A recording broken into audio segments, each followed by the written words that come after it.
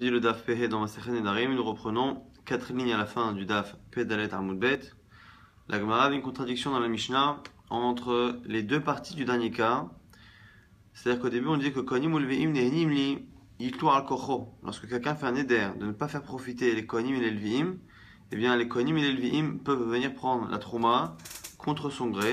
Donc ce qu'ils entendent ici, que la Torah Tana'a et Namamon, c'est-à-dire que le fait qu'il puisse choisir à qui donner les matanot keuna, eh bien n'est pas considéré comme de l'argent qui lui appartient, et donc du coup il ne peut pas a priori leur enlever ce droit. D'un côté, à la fin, nous dit que si il a désigné certains kohanim interdits, mais pas tous, eh bien ces kohanim là sont interdits, mais d'autres peuvent venir, ce qui ici sous-entend que la Torah Tana'ach Toma et Namamon, ça ne lui appartient pas. Donc la Gemara avait proposé, au nom de Rav Oshaya, de dire que finalement la contradiction qu'il y a entre le début et la fin du cas est finalement une marloquette entre Rabbi et Rabbi aussi, Rabbi Uda. Rabbi aussi et Rabbi Uda. Donc Rabbi aussi, on va le voir dans la braïta tout de suite, des Tanya, donc 4 lignes à la fin du Daf Pe Del Talmud Bet, des Tanya, Agonev, Tivlo, Shel Havero, Ve'achalo, Meshalem lo Deme Tivlo, celui qui vole la récolte de son prochain. Quelqu'un qui a une récolte qui n'est pas prélevée. Donc dans la récolte, il y a à la fois la partie autorisée, à la fois la partie interdite, la trouma qui n'a pas encore été prélevée. La personne qui vole cette récolte, eh bien, et qui la consomme, donc il ne peut pas la rendre, eh bien, il lui remboursera des métivlo, il lui remboursera la somme de, justement de la récolte. Dit vrai Rabbi, ça c'est les paroles de Rabbi. Rabbi aussi va Rabbi Uda et non Meshalem là des mecholin shebo.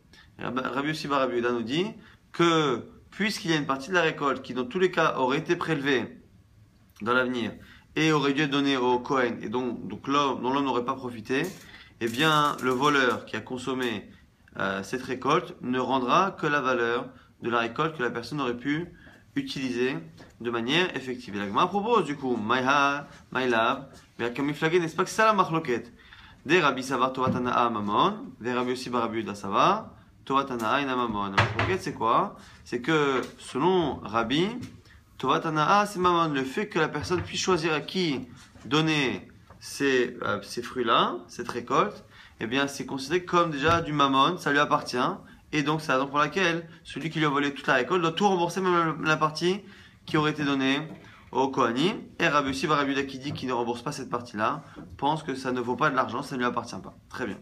La Gemara repousse et finalement dit qu'on ne peut pas faire dépendre le début et la fin de notre cas de la marloquette Rabbi aussi, Rabbi Uda et Rabbi. Pourquoi? Lo de kula alma tovatana ena mamon.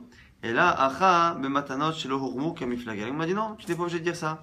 Peut-être que tout le monde est d'accord de dire que Torah Tana et Namamon, que le fait de pouvoir choisir à qui on donne les matanot keruna, eh bien, c'est pas considéré comme de l'argent. Ça n'a pas de valeur, en tout cas pour la personne qui les donne. Et quel est ici le sujet de la marloquette entre Rabbi et Rabbi Shiva Rabbi Uda? C'est matanot shelo hurmu. Quel est le statut de matanot, de ces dons-là, des keuna et de lévim, qui n'ont pas été encore donnés? Est-ce que lorsque l'on a une récolte, et dans cette récolte-là, qui n'a pas été prélevée, on a finalement à la fois une partie autorisée, une partie qui à l'avenir sera interdite parce qu'elle sera réservée au Kohanim et au Lévim. La question peut-être que nous propose la Gemara, c'est de dire que la marloquette, Rabbi et Rabbi Shimon bar Yehuda, est-ce que, avant que l'on prélève, on considère déjà qu'il y a deux entités, une partie autorisée et une partie interdite, même si elles ne sont pas ici définies de manière précise?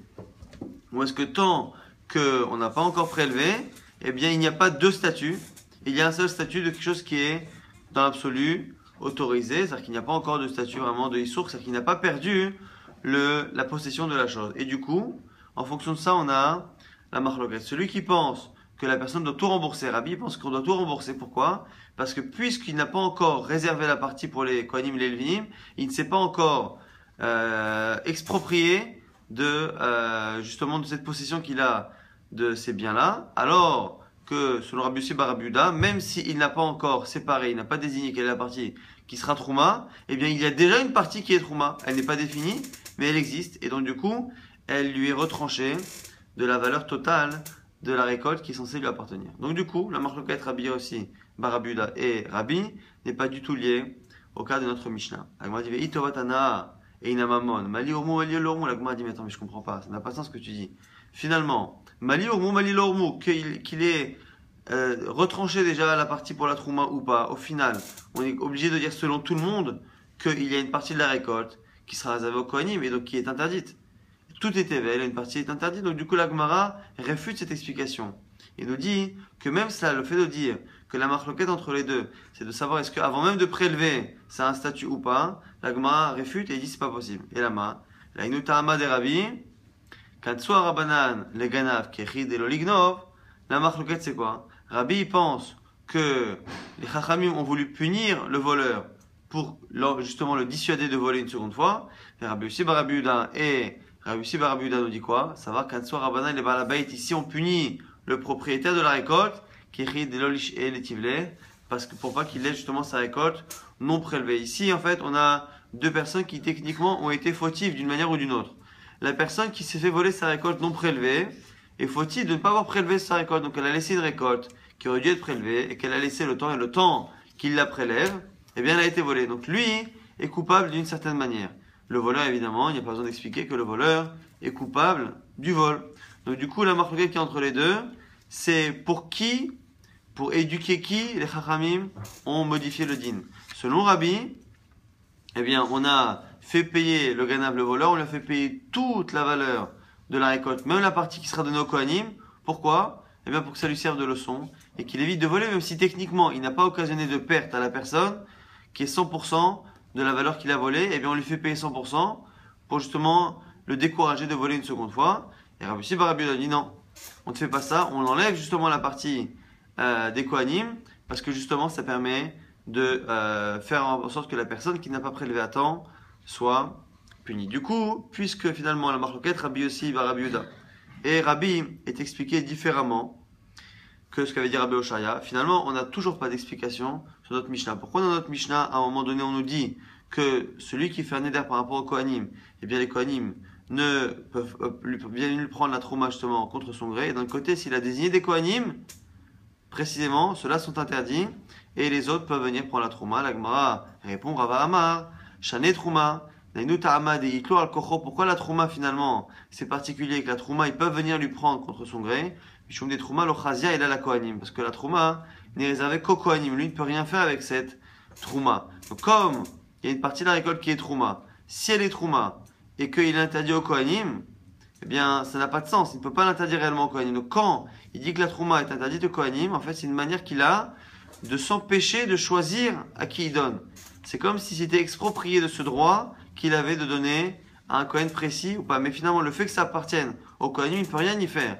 Et que vu qu'il veut leur interdire de profiter, c'est comme si il avait rendu cette partie Trouma Efker. Et comme c'est comme la poussière, c'est comme Efker, il a perdu finalement le droit de décider à qui il la donne. Et c'est la raison pour laquelle eh bien, les Kohanim viennent lui prendre contre son gré, alors que s'il a précisé que certains Kohanim sont autorisés, puisqu'il n'a pas interdit à tous les Kohanim, eh bien, ça reste encore Shayach de Kohanim, ça n'a pas pris son statut de Hafra, et donc du coup, c'est quelque chose qui lui appartient encore, et donc du coup, le Neder peut tenir. Nouvelle Mishnah, Konam, Sheini, Ansa, Alpi Abba, Alpi Avicha, Alpi Achi, Alpi Achicha, une femme qui fait un Neder de ne pas travailler, de ne pas servir son père à elle, le père de son mari, son frère à elle, le frère de son mari, et le mari ne peut pas annuler, car on considère ici que le fait que la femme s'interdise de servir quelqu'un de la famille n'est pas considéré comme une souffrance qui peut justifier justement que le mari puisse annuler le vœu Mishum Ainu Nefesh. Par contre, si elle dit chez Enya Osa Alpicha qu'elle fait le neder de ne pas servir son mari, et notre sarir l'a affaire, c'est pas qu'il ne peut pas annuler, c'est pas qu'il peut annuler, c'est qu'il n'a même pas besoin d'annuler, car on considère que ici la femme a fait un neder qui est lié à quelque chose pour laquelle elle est engagée, et donc elle ne peut pas faire un neder par rapport à quelque chose qui l'engage déjà au préalable. Rabbi Akiva Omer, Yafer, Rabbi Akiva dit non, il y a besoin tout de même d'annuler. Pourquoi? Shema ta'adif alav yoter min ha'ra'ulo, de peur qu'elle en rajoute par rapport à ce qu'elle lui doit. On a dit ici qu'une femme doit normalement faire certaines melachot qu'on étudie dans Masechet Ketubot, certains travaux que la femme doit faire à son mari. Il y a une quantité très précise que les sages ont définie. Donc dit Rabbi Akiva, on a peur que même si effectivement cette partie qu'elle est obligée de faire, eh bien il n'y a pas besoin de faire à Farah Nedarim, pas besoin de l'annuler, puisque la femme finalement n'a pas pu faire un Neder, puisqu'elle était engagée. La crainte que l'on a sur le Rabbi Akiva, c'est qu'elle en fasse un peu plus. On ne peut jamais jauger de manière très précise ce que l'on fait. Et donc, si elle fait un peu plus, elle sera plus dans l'obligation de la Torah ou l'obligation des sages. Et à ce moment-là, elle sera dans le neder. Et donc, du coup, pour éviter qu'elle transgresse cette partie-là, sur laquelle le neder est chal et marche, eh bien, c'est pour ça que Rabbi Akiva nous dit qu'il faut annuler. Rabbi Yochanan ben Nouri Omer, Rabbi Yochanan ben Nouri nous dit, Yafer Shema Igarshena, ou Tiyasura Alav. Il doit annuler, non pas pour le moment où ils seront mariés, mais pour le moment où il va la divorcer. C'est-à-dire que Rabbi Yochanan ben Nouri pense comme Chachamim, que tant qu'ils sont mariés, techniquement, à la fois ce que les sages ont obligé à la femme de faire, et à la fois ce qu'elle fait en plus, dans tous les cas, ça ne rentre pas dans le neder, c'est considéré comme chose que la femme doit à son mari. La seule crainte qu'a Rabbi Yochanan ben Nouri, c'est qu'un jour il la divorce, et qu'à ce moment-là, le vœu prenne effet, et si le vœu prend effet une fois qu'elle divorce, eh bien à ce moment-là, il ne pourra plus la réépouser, parce qu'à ce moment-là, elle ne pourra plus lui faire de melachot, de travaux. C'est la raison pour laquelle Rabbi Yochanan ben Nouri est d'accord avec Rabbi Akiva qu'il doit annuler, mais pas pour la même raison. Il pense comme Chachamim, au niveau de la raison, mais au niveau de la halakha, il pense comme Rabbi Akiva qu'il faut annuler. Et là-dessus, justement, la Gemara nous dit à Marshmoel, halakha qui Rabbi Yochanan ben Nouri. La halakha est comme Rabbi Yochanan ben Nouri, donc que la personne doit annuler, non pas à cause de la période du mariage, ou pendant la période du mariage, Rabbi Yochanan ben Nouri est d'accord avec Chachamim que le neder n'est pas chal ni sur la partie qu'elle lui doit, ni sur la partie en plus, mais par contre, il est d'accord qu'il faut annuler dès maintenant pour éviter la situation problématique au moment où la personne va divorcer. Alors moi maintenant objecte par rapport à cette halakha de Shmuel. Si Shmuel pense comme Rabbi Yochanan ben Nouri, ça veut dire qu'il pense que Adam Magdish d'avoir chez l'Oba l'Orlam. Et même Radeka Sava Shmuel, de là on voit que Shmuel pense, Adam Magdish d'avoir chez l'Oba l'Orlam, que quelqu'un peut sanctifier, réserver quelque chose chez l'Oba l'Orlam qui n'est pas encore existant. Pourquoi? Parce que ici, on est en train de parler d'un homme qui interdit ce que la femme, plutôt qui interdit quelque chose, un travail qu'elle n'a pas encore fait, et qui l'interdit. Et l'interdit ne prendra effet que dans des situations qui n'existent pas encore, c'est-à-dire le divorce. Donc le divorce n'existe pas au moment où le neder est pris, et le travail de la femme n'existe pas encore au moment où elle le dit, et donc du coup c'est ce qu'on appelle d'avoir chez l'Oba l'Orlam quelque chose qui n'existe pas. Et on a une marloquette en général dans la Gemara, est-ce que l'on peut sanctifier, réserver quelque chose, créer un statut sur quelque chose qui n'existe pas au moment où la personne se prononce? Si Shmuel pense comme Yochanan ben Nouri, ça veut dire qu'il pense que l'on peut être Magdish, sanctifier quelque chose qui n'existe pas, et pourtant on sait qu'il dit l'inverse. Pourquoi? Urminhi, un Magdish Maaseh Yedei Ishto, un homme qui lui maintenant interdit, sanctifie le travail de sa femme. Tout ce que sa femme donne, c'est Mekudash. Qu'est-ce que nous dit le premier avis? Rezo Muta, Rezo Ansave Ochelet. Elle peut, elle, faire les melachot sans problème. Vehamota. Et par contre, si il a fait un éder par rapport au surplus du travail qu'elle fait par rapport à ce qu'elle doit, là on a une marloquette. Rabbi Meir, Omer, Hekdesh. Rabbi Meir dit ça marche. Rabbi Yochanan Sanlar Omer. Rabbi Yochanan Sanlar nous dit quoi? Cholin, ça ne marche pas. Et nous dit Shmuel, va marche Shmuel. Alakha ki Rabbi Yochanan Sanlar. Donc c'est un autre Rabbi Yochanan, c'est plus Rabbi Yochanan ben Nouri, c'est Rabbi Yochanan Sanlar. Mais on voit que Shmuel il pense comme lui. Et là-bas, cet avis-là, pense que En Adam Magdish Davar Shelo Ba Le'olam. Donc En Adam Magdish Davar Shelo Ba Le'olam. Et donc on a une contradiction ici entre Shmuel, qui à la fois, chez nous, dans notre Mishnah, pense que la halakha est comme Rabbi Yochanan ben Nouri. Donc si la halakha est comme Rabbi Yochanan ben Nouri, ça veut dire que Adam Magdish Davar Shelo Ba Le'olam, qui peut sanctifier quelque chose avant que la chose arrive. Et d'un autre côté, par rapport au neder que le mari fait, on voit qu'il pense l'inverse. Il pense que la halakha est comme Rabbi Yochanan Hasanla, que justement, En Adam Magdish Davar Shelo Ba Le'olam, qu'un homme ne peut pas sanctifier quelque chose qui n'existe pas. Donc la Gemara ne comprend pas la contradiction. La Gemara dit Vechitema ki kama halakha ki Rabbi Yochanan ben Nouri ala adafaou de ka'amar. La Gemara dit alors peut-être que chez nous, lorsque Shmuel a dit que la halakha est comme Rabbi Yochanan ben Nouri, c'est pas sur tout. C'est que sur le point sur lequel il est d'accord avec Rabbanan. On a dit quoi? On a dit que au moment du mariage, Rabbi Yochanan et Tanakama Chachamim sont d'accord sur un point. C'est qu'au moment du mariage, eh bien, à la fois les choses que les Chachamim lui ont obligé de faire, et même le surplus, même si elle travaille plus, les deux finalement sont inclus dans le Neder. Ça, sur la Hadafa, il est d'accord avec Rabbanan. En ce que lui rajoute, c'est qu'on peut annuler dès maintenant quelque chose qui n'existe pas. Donc, on m'a dit peut-être que sur la seconde partie, on n'est pas comme lui. Quand est-ce qu'on est comme lui, nous dit Shmuel, quand est-ce qu'on pense comme lui? Simplement sur la partie du début. Elle m'a dit non, parce que pour ça, l'imam, il aurait dû dire Alacha ki Rabbi Yochanan ben Nuri beha'adafa. Il aurait dû préciser. Si l'alacha n'est pas comme Rabbi Yochanan, surtout, il aurait dû dire Alacha ki Rabbi Yochanan beha'adafa. Sur ce point uniquement. Ou sinon, Inami, il aurait dû dire quoi Alacha ki Tanakama, l'alacha est comme le premier avis. Inami, ou sinon, En alacha ki Rabbi Akiva. Il aurait dû dire que l'alacha n'est pas comme Rabbi Akiva, comme le second avis. Finalement, si il ne voulait que dire qu'il pensait comme Tanakama dans justement Adafa, eh bien il y avait d'autres manières finalement plus justes de s'exprimer pour éviter que ça apporte à confusion. Donc la Gemara réfute cette possibilité et on reste avec une contradiction avec un Shmuel chez nous qui pense que la halakha est Rabbi, comme Rabbi Yochanan ben Nuri, que l'on peut sanctifier quelque chose avant que ça existe, et d'un côté ailleurs où il pense qu'on ne peut pas sanctifier quelque chose qui n'existe pas. Et la Gemara répond à Amar Rabbi Yosef Shane konamot il ve adam oser perot havero alav. La Gemara dit c'est spécial ici, ce qu'on appelle Konam, donc les Nedarim. Il y a ce qu'on appelle Et Magdish, sanctifier quelque chose pour le Bet Amikdash. Et bien ça effectivement, il pense que En Magdish, En Adam Magdish, d'avoir chez l'Obal, on ne peut pas sanctifier, donner un statut à quelque chose avant même que ça existe. Par contre ici on est dans Konam. Konam c'est le fait de créer un Issour.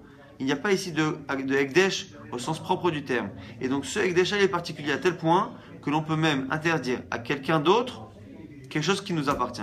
Si je peux interdire, ou même encore mieux, interdire quelque chose de son prochain à moi, donc je ne suis pas en train de sanctifier réellement la chose, puisque l'objet de mon prochain, je ne peux pas le sanctifier. Je ne peux pas le donner au Beth Amikdash. Donc il n'y a pas réellement ici de statut réel, c'est juste par rapport à moi que je crée un statut. Donc de la même manière que je peux me créer un statut par rapport à l'objet de mon prochain, même si je ne peux pas le sanctifier, eh bien je peux me créer un statut avant que l'objet existe. C'est la proposition de Rabbi Yosef. L'Agma répond Amarle Abaye, Bishla Madame Oser Perot Chavero Alab, Madame Oser Perot Al Chavero. Il dit mais non, ça ne marche pas comme ça. Pourquoi on peut interdire avec un éder le bien de mon prochain, je peux me l'interdire, parce que même mon bien, je peux le lui interdire. Et là, il sort d'Avash Shelo Balor Olam Al Chavero, Share En Adam Oser Perot Chavero Al Chavero. Il dit mais non, mais le problème c'est qu'ici, si tu commences à interdire à ton prochain quelque chose qui n'existe pas, donc ici, la femme qui interdit à son mari quelque chose qui n'existe pas, c'est comme si j'interdisais Mishum Neder à mon prochain, je lui interdisais son propre bien, ça n'a pas de sens. Et là, Maravuna, Beret de Rav Yoshua, Danitiro de Ravuna, Beret de Rav Yoshua, Bomeret, Ikachu, Yada, il est en CM, Yadaim, Ha, Itneu Berolam. La femme a fait un Neder, non pas par rapport au travail, parce que le travail n'existe pas, mais par rapport à ses mains. Je fais le Neder, que le Neder soit chal sur un objet qui est sur mes mains, par rapport au travail que ses mains vont fournir. Donc elle a été matpis, le neder, elle a fait tenir en tout cas sur un objet qui sont ses mains qui existent au moment où elle fait le neder. Agmar tout de suite a dit Vechikamra, Achi, Kacha, les Baal. Mais Agmar dit comment ça peut marcher, puisque dans tous les cas, son travail, les mains, le fruit de son travail, le fruit de ses mains, est réservé à son mari. L'Agmar dit des Amra, Echemigarsha. Elle a précisé que c'était au moment du divorce, c'est la raison pour laquelle ça marche, même si c'est un peu difficile à comprendre la vie de Rabbi Akiva selon ce tiros-là. Et donc finalement on a réussi à expliquer la contradiction qu'il y avait entre Shmuel chez nous, qui dit qu'on peut être Magdish, quelque chose qui est chez Loba, alors là finalement c'est par rapport à ses mains, parce que si elle fait le neder par rapport au travail lui-même, c'est quelque chose chez Loba alors qui n'existe pas, et donc on ne peut pas faire un neder par rapport à cela.